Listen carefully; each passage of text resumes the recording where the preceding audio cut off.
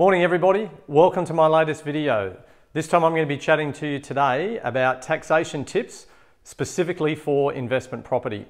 Now it's that time of year again where towards the end of July, and for some of you who are a little bit quick off the mark, I'm sure you've probably already maybe submitted your tax return for this year. Those that are still waiting on statements, and it may be interest from loans and different things, or even waiting for superannuation statements, may not have submitted yet. And I'm going to go through some tax tips here to help those.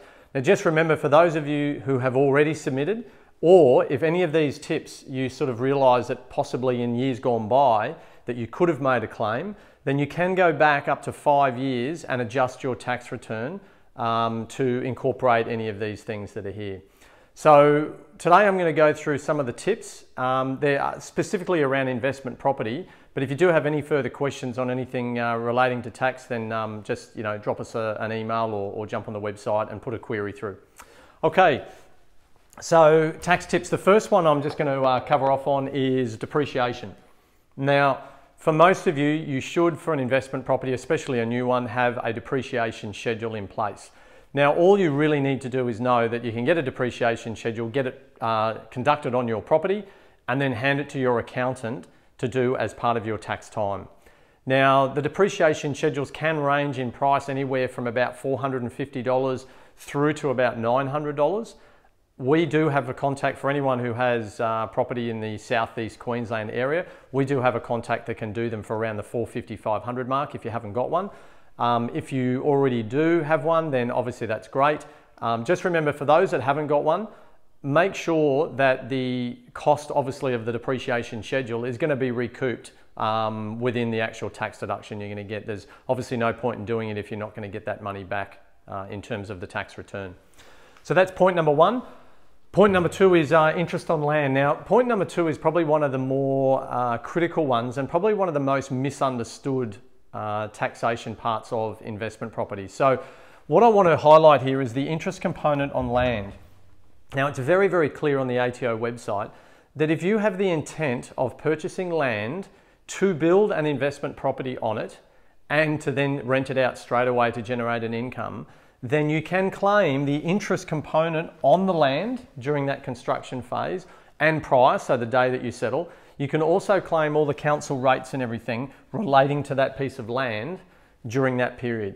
So as long as you have the intent to build an investment within a reasonable time frame, and there is a good little video on the ATO website that talks about some of the delays that they will allow and they will accept, and then it does talk to you about some of the delays that they won't accept. So for most of our clients, obviously the intent is to buy land and build straight away on it. So there's no problem there whatsoever in claiming the interest deductions on the land and also the rates and everything associated with it.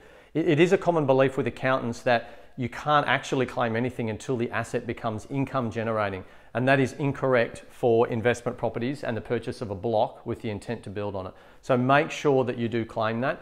If you haven't in years gone by, then chat with your accountant about getting an adjustment done to make sure that you go back and claim that. So that's number two. And the final one that I've put in there, which is probably the most obvious of them all, is make sure you're claiming your rates relating to the property. Make sure you're claiming insurance. Another common one in there is pest control if you're getting an annual treatment done. So any sort of regular expenses that are occurring, just ensure that you make sure you keep copies of what your expenditure was and then provide that to your accountant at tax time. So that's basically my three tips to remind people of. Number two, obviously, being the main one. There were a couple of years ago a couple of changes to the tax system around investment properties as well. You can no longer claim travel to the location of your investment property. So, obviously make sure you're not doing that if you're doing your own tax, but in the case of where an accountant's doing it, I'm sure you're not claiming it anyway. And there is some changes to depreciation as well for older properties in terms of fixtures and fittings.